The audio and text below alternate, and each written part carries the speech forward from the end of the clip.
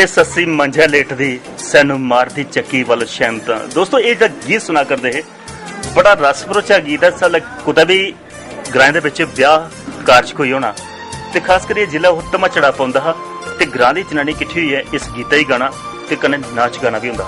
ओह नाच गाना असीं तुहाडे कन्नै सांझ कीता।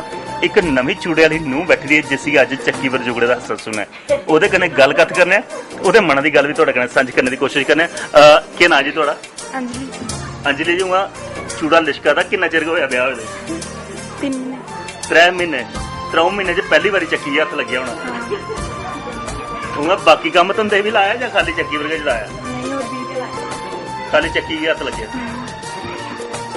सस्सू दे गोड्डें भी हत्थ लाया नहीं अजे?